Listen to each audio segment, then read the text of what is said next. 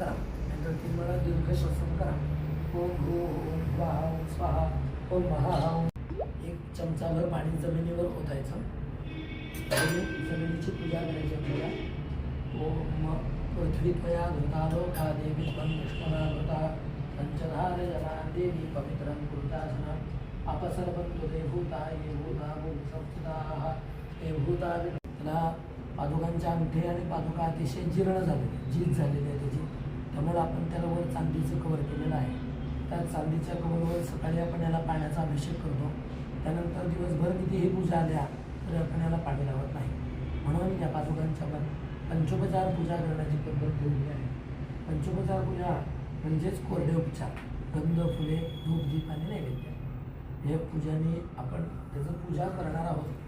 तर पादुकांचे अंगठे अतिशय नाजूक आहेत, म्हणून त्याला आपण कुणालाही डोकं टेकवू देत नाही. जेणेकरून आजपर्यंत जसं आपण या पादुकांचं दर्शन घेत आलेलो आहोत तशा पुढच्या अनेक पिढ्यांनी हे दर्शन घ्यावं, त्या हेतूने आपण या पादुकांचं जतन करत आहोत. त्यासाठी आपण त्याला वर चांदीचं कवर केलेलं आहे. समोर जे चित्र दिसते ते रामदास स्वामींना प्रत्यक्ष पाहून काढलेले चित्र आहे. रामदास स्वामींचे शिष्य होते मेरू स्वामी, त्यांनी हे चित्र काढलेलं आहे. तामिळनाडू राज्यामध्ये तंजावर नावाचं गाव, त्या ठिकाणी रामदास स्वामींनी स्थापन केलेलं मठ आहे. त्या मठामध्ये याची मूळ प्रत आपल्याला पाहायला मिळते. ती याची झेरॉक्स कॉपी आहे. तर आपण सोशल मीडिया किंवा इंटरनेटच्या माध्यमातून हे चित्र पाहतो, ते काल्पनिक आहे, परंतु हे चित्र त्यांना प्रत्यक्ष पाहून काढलेलं आहे, असं या चित्राचं वैशिष्ट्य आहे. सर्वांनी लांबून दर्शन घ्यायचं.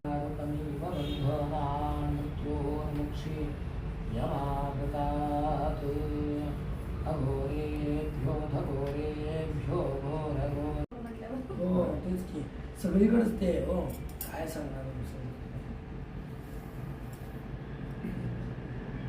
त्यांच्याकडे 100-150 लोक आहेत, म्हणून ते फोन करायला. मला ज्याच्या नशिबात असेल ते थांबलं, नाहीतर जाईल म्हणून.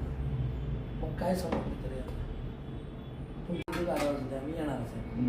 तुम्ही त्या 400 लोकांसाठी जर बोलत असता तर म्हणलं माफ करा, हे शक्य नाही म्हणलं.